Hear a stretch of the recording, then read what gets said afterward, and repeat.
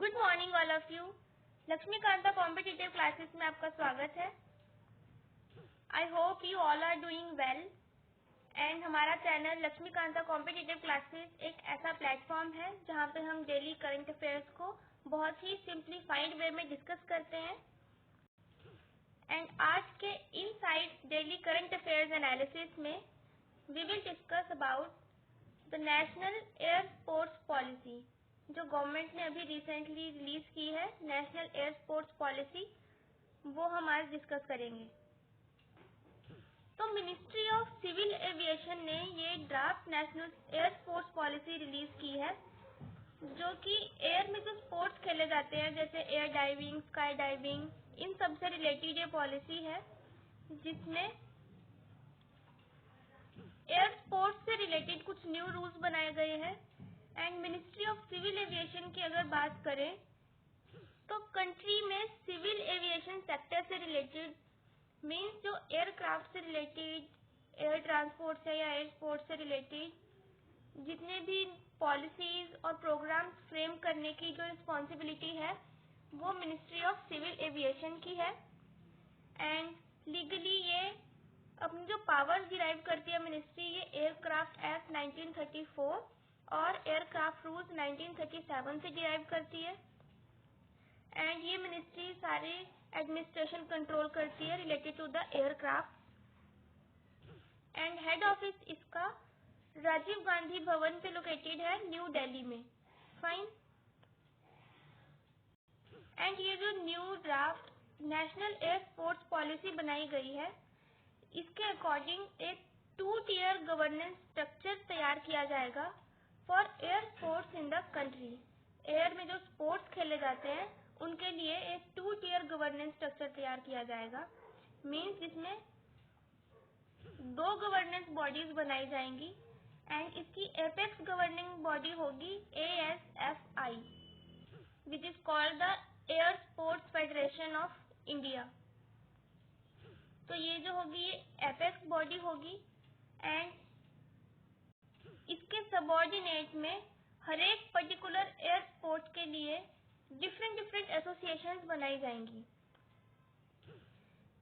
और ASFI या air sports federation of India की अगर बात करें, जो कि अभी बनाई जाएगी इस पॉलिसी के तहत, तो ये एक ऑटोनमस बॉडी होगी।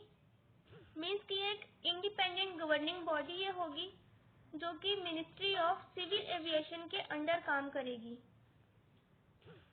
एंड फिर जब भी ग्लोबल लेवल पे एयर स्पोर्ट्स से रिलेटेड प्रोग्राम्स होंगे, तो ये जो एयर स्पोर्ट्स गवर्निंग बॉडी है ASFI, ये इंडिया को रिप्रेजेंट करेगी इंटरनेशनल लेवल पे। एंड जैसे अब इंडिया में ASFI बनाने की तैयारी चल रही है, ऐसे ही पूरे वर्ल्ड की जो एयर स्पोर्ट्स की रेगुलेशन करती है वो एक गवर्निंग बॉडी है जो पूरे वर्ल्ड के एयर स्पोर्ट्स की रेगुलेशन का काम करती है, that is federation aeronautic international. ये स्विट्जरलैंड में सिचुएटेड है। एंड यहाँ पे भी जब प्रोग्राम्स होंगे, एयर स्पोर्ट्स होंगे इंटरनेशनल लेवल पे, तो हमारी ASFI वहाँ पे इंडिया को रिप्रेजेंट करेगी। इस पॉलिसी में कवरेज की अगर बात करें तो बहुत सारी एक्टिविटीज इसमें कवर की जाएंगी।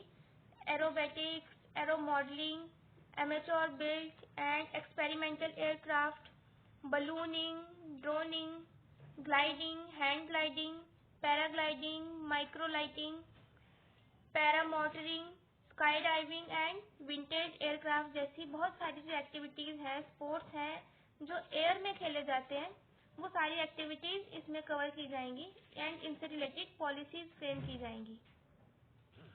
ASFI के अगर फंक्शंस की बात करें तो एयर स्पोर्ट्स से रिलेटेड जितने भी एस्पेक्ट्स होंगे, फॉर एग्जांपल प्रॉपर रेगुलेशन करना एयर स्पोर्ट्स की, मेरिटोरियस स्पोर्ट्स पर्सन्स के लिए सर्टिफिकेट एंड अवार्ड्स प्रोवाइड करना, कॉम्पिटिशन्स ऑर्गेनाइज करना इस फील्ड में, एंड नॉन कॉम्प्लायंस में पेनल्टीज वगैरह देने का काम ये air sports governing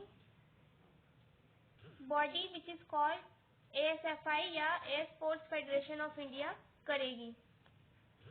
Indian air space की अगर कैटेगराइजेशन की अगर बात करें नेक्स्ट, तो इंडिया की एयर स्पेस को red, yellow and green zones में डिवाइड किया जाता है according to the digital sky platform of the directorate general of civil aviation. And इसमें जो एयर के स्पोर्ट्स पर्सन होते हैं उनको इजीली एक्सेसिबल मैप्स प्रोवाइड किए जाते हैं गाइडेंस के लिए। एंड रेड जोन्स में ऑपरेशंस के लिए सेंट्रल गवर्नमेंट से परमिशन रिक्वायर्ड होती है। येलो एंड ग्रीन जोन्स में तो सेंट्रल गवर्नमेंट की परमिशन के बिना भी ऑपरेशंस किए जाते हैं, वहाँ पे स्पोर्ट्स खेल सकते हैं।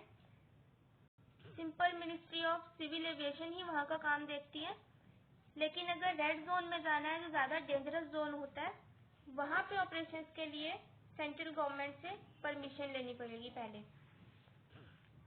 और इस न्यू पॉलिसी में एक ये भी प्रपोजल दिया गया है कि कंट्री में जो पॉपुलर अट्रैक्शंस हैं एयर स्पोर्ट्स के, फॉर एग्जांपल बर्ड बिलिंग है हिमाचल प्रदेश में, गैंगटॉक है सिक्किम में, हेडास्पर इन Maharashtra and वेगामोर in Kerala.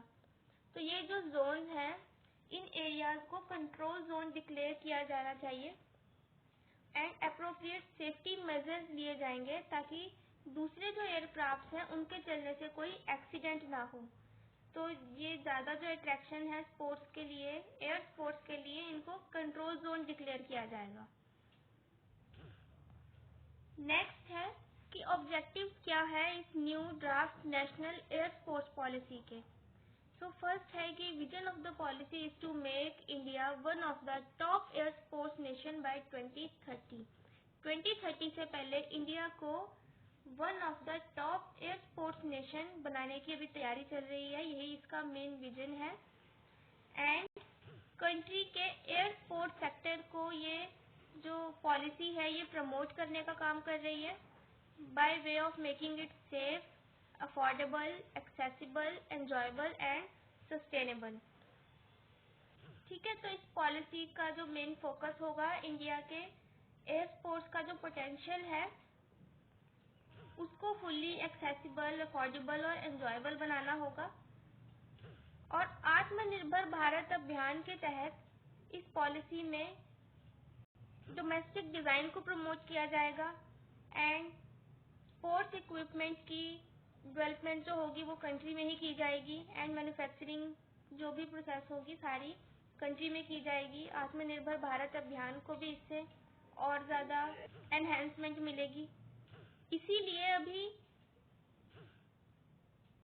Equipments पे इंपोर्ट ड्यूटी भी बढ़ा दी गई है and as well as GST council को भी रिक्वेस्ट की गई है कि जीएसटी रेट को थोड़ा कम किया जाए फॉर एयर स्पोर्ट्स इक्विपमेंट।